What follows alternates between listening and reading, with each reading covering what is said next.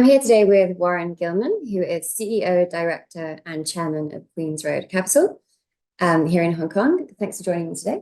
Thank you very much. Pleasure. So maybe we could first start with talking about your investment strategy at Queen's Road Capital and where your current focus is. Right. So we're an investor in the mining sector. The mining sector is absurdly risky. You can lose your shirt by investing in the mining sector. So what do? We mitigate risk. That's the most important thing that we do. How do we mitigate risk? First thing we do is we don't buy mining equities. Mining equities go up and down, and you can lose money. I'm all about not losing shareholders' money. So we actually buy debt. We buy mining debt. So we're top secured in the capital structure. We're ahead of the common shareholders. So in that way, we protect the downside. But all of our debt is convertible into equity. So we have unlimited upside exposure to those equities when they take off. And that's what you want. You want all the upside, but you don't want the downside. So we protect ourselves through structure. We do two other things. We protect ourselves by investing in only the best quality mining assets around the world, so that, as you know, commodity prices go up, down, up, down, up, down. There's good times, there's bad times. When you have a high quality ore body, you're always going to make money. It's just a question of how much money you're going to make. If commodity prices are down, you make less money. Commodity prices up, you're going to make a lot of money. But the most important thing is we want to be in investments that always make money. And the third thing we do to mitigate risk is we invest in countries that will allow you to continue to own the mine that you built. No sense owning a great ore body if 10 years from now, 20 years from now, someone decides to take it from you. You want to own it, not only for your lifetime, but for your children's lifetime. And the only way you have a hope of doing that is by investing in relatively safe countries. So mitigate risk, structure, quality of asset, and location of asset. That's what we do. Right. And maybe you could just elaborate on those, the safe jurisdictions that you mentioned. Yes. Or commodities. Everything in mining is relative. Yeah. I used to invest Mr. Lee's money in the mining sector. Okay. Yeah. And Mr. Lee is renowned for being geopolitically risk averse. Okay. You look at his $250 billion of assets all over the world. Where are they? They're in Australia. They're in the UK. They're in Canada. They're in OECD countries. Quite something to have $250 billion of assets in a global operation, multi-industries, and have it all in OECD countries. So when I was investing his money, he said, Warren, I understand you're in the mining business. You have to go where the mines are. There aren't many mines in London. There are no mines in Hong Kong. So I understand you can't put your money here. You've got to go where the mines are. But he said, stay on the safe side. Don't go to any, as he called them, funny countries. So we avoid the funny countries. What does that mean in the mining context? So there are several places that we just won't go.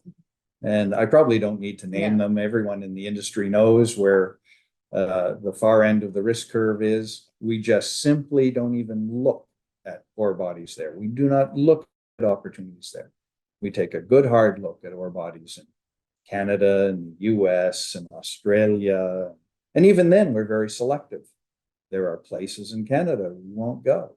There are places in the US we won't go. There are places in Australia we won't go.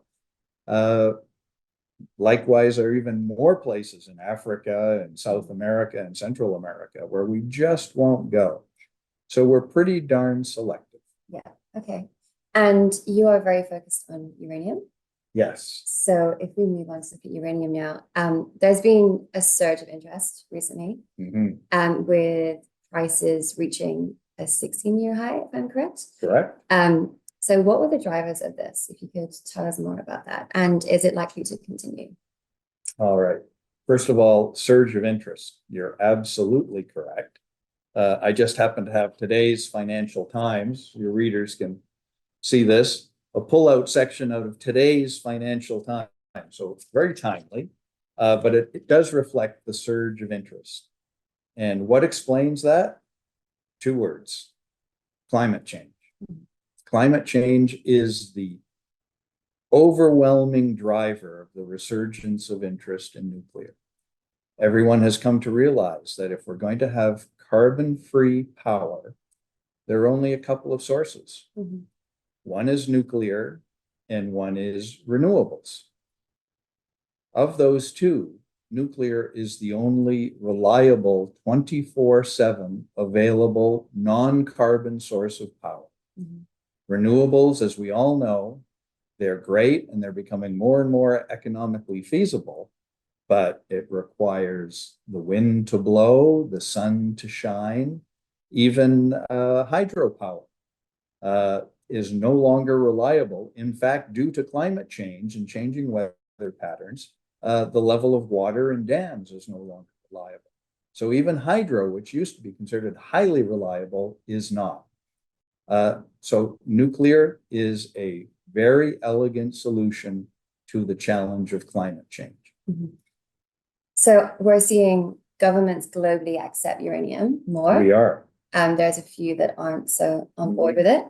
Are we seeing the public perceptions of uranium evolving? Tremendously. One of the articles in the FT today addresses that very fact.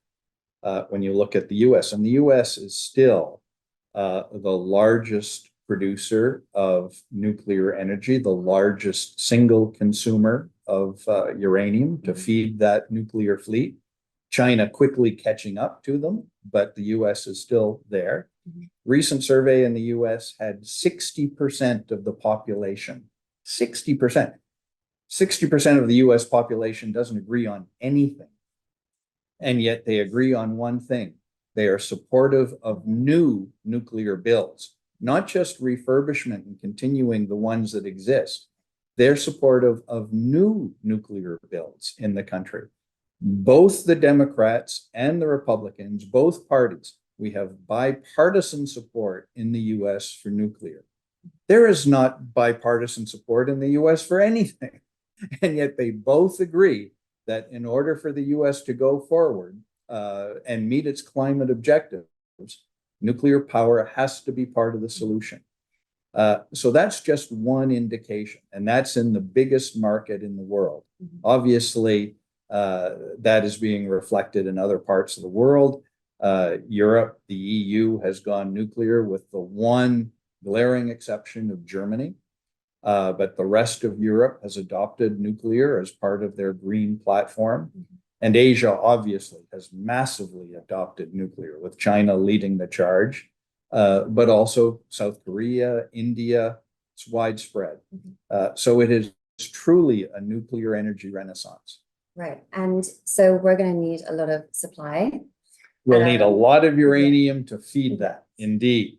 So what is your outlook on the supply? And a few big players have announced that they're likely to fall short. Right. So how do you think that will play out? So now we're getting into the supply-demand discussion for uranium, which is the reason why we're such a big investor in the uranium sector. So I've just outlined that demand looks pretty healthy. Okay. It looks pretty healthy, and it's transparent. You can't hide a nuclear reactor.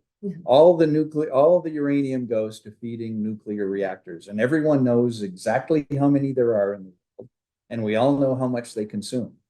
So the demand side of the equation is quite transparent and is supportive of growth, not just extending the lives of existing reactors, but massive new growth, especially in Asia.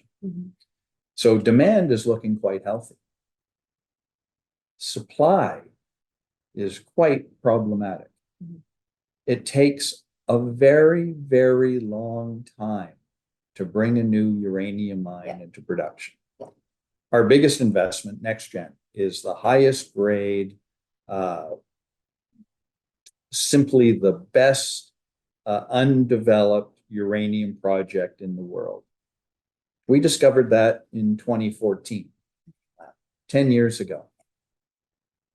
We're still not permitted, despite it being no question of the economic viability. It'll be the richest uranium mine on the planet, one of the richest mines of any kind on the planet. So economics are not a problem. Jurisdiction is not a problem. It's in Saskatchewan, surrounded by half a dozen other uranium mines. The market is not a problem. Growing demand for the product.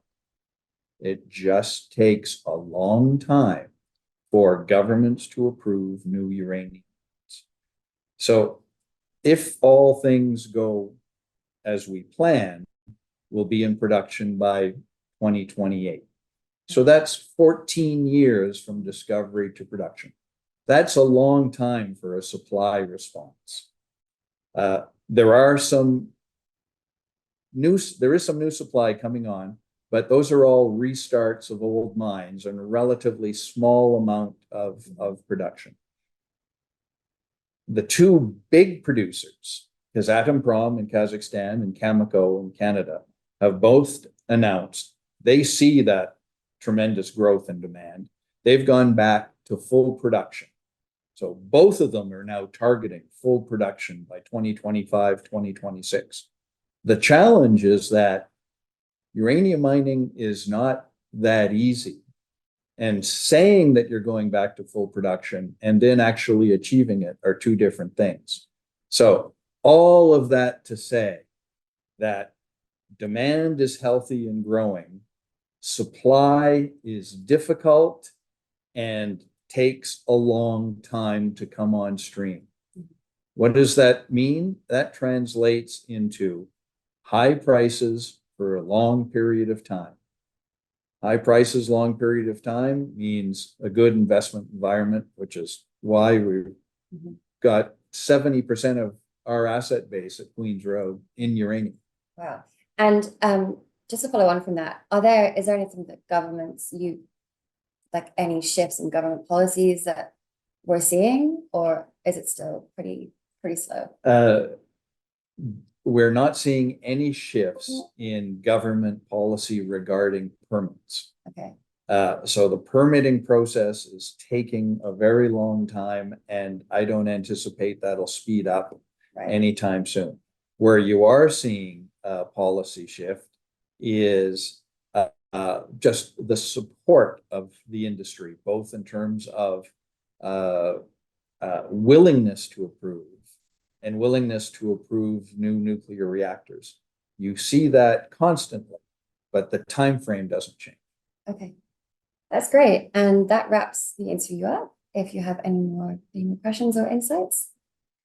No, I just want to emphasize that Queens Road, although we're discussing uranium, is not about uranium. We've got 30 to 40% of the rest of our portfolio in gold, which hit an all-time record high this morning. Oh, wow. So we're going well on two fronts. Okay, great. So thank you so much for joining me today. It's been a pleasure. Thank you.